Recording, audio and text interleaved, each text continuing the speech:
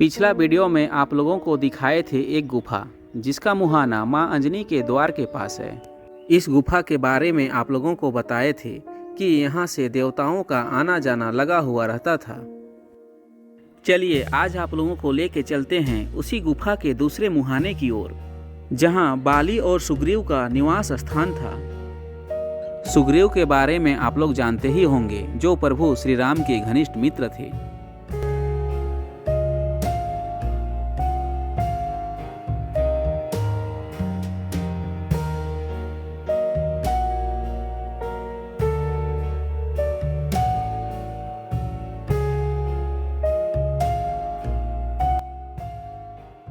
आप लोग रामायण में देखे ही होंगे, जहां बाली और सुग्रीव गुफा में ही रहा करते थे, जिसका साक्ष्य झारखंड के गुमला शहर से 20 किलोमीटर दूर पालकोट में मिलता है, जिसे मां पंपापुर के नाम से भी जाना जाता है। चलिए इस वीडियो के माध्यम से उस गुफा का सुंदर नज़ारा आप लोगों को दिखाते हैं।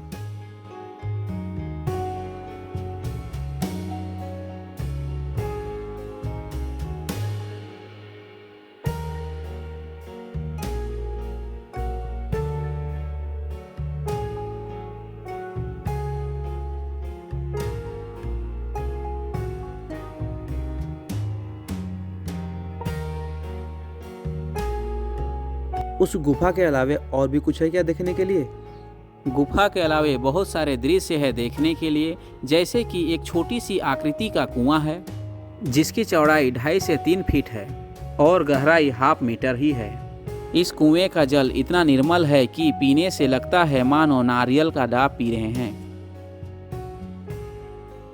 यही है मां पंपापुर जाने का मुख्य द्वार।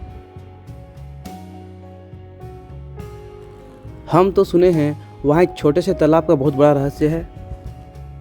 वहां भी चलेंगे और उस तालाब का रहस्य जानेंगे।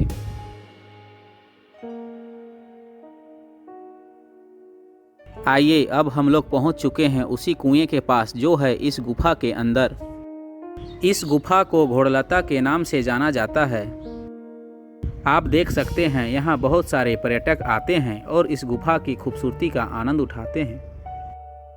जैसे ही हम लोग गुफा में प्रवेश करने लगे, 2 भैरव बाबा गाइड की तरह हमारे आगे पीछे होने लगे। इसलिए हम लोगों को लगा क्यों ना इनकी भी कुछ सेवा की जाए। अब हम लोग पहुंच चुके हैं उसी कुएं के पास, जिसका नाम है बाबा जलकुंड। जैसा कि बताए थे, आप देख सकते हैं यह कितना छोटा है। देखिए इसकी गहराई कितनी कम है। आप चाहें तो यहाँ की मिट्टी तक निकाल सकते हैं। इस कुएं का जल को देख सकते हैं कितना साफ है। ऐसी मान्यता है इसका सेवन करने से बहुत सारी बीमारियां भी ठीक हो जाती है। इस कुएं का एक और खासियत है, इसके जल का आप जितना भी प्रयोग कर लें कभी कम नहीं होता। चलिए अब हम लोग चलते हैं गुफा के अंदर।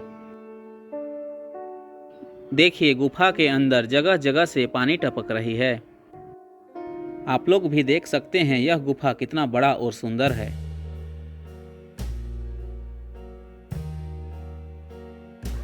यह है गुफा का दूसरा मुहाना, जो पर्वत के ऊपर जाने का मार्ग भी है।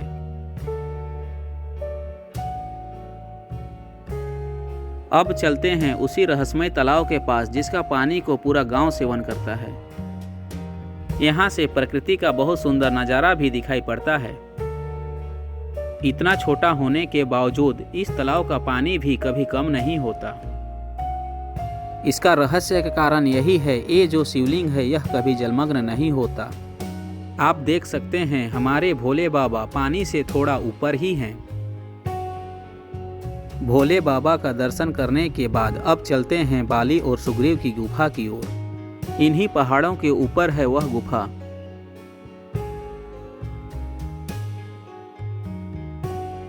यही है सुग्रीव का गुफा, जिसका नाम शीतलपुर है। पर्यटकों से अनुरोध है कि इस तरह की गंदगी ना फैलाएं। ऐसे ही गंदगी के कारण हमारे धार्मिक आस्था की छवि खराब होती है और हमारे धरोहर को भी नुकसान पहुंचाती है।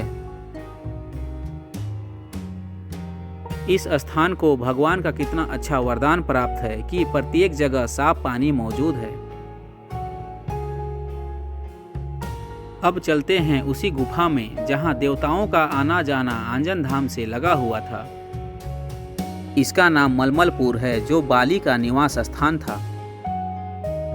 इस गुफा के द्वार पर खड़े होने से ऐसा लग रहा है मानो बड़ी बड़ी एसी चल रही हो। आप लोग देख सकते हैं रामायण काल की आकृति अभी भी कुछ कुछ मौजूद है, लेकिन अंधेरा होने के कारण बहुत सारी आकृतियां दिखाई नहीं पड़ रही है। देखने से ऐसा लगता है मानो इस गुफा का कोई अंत ही ना हो। गुफा का निर्माण बड़ी बड़ी चट्टानों से हुई है।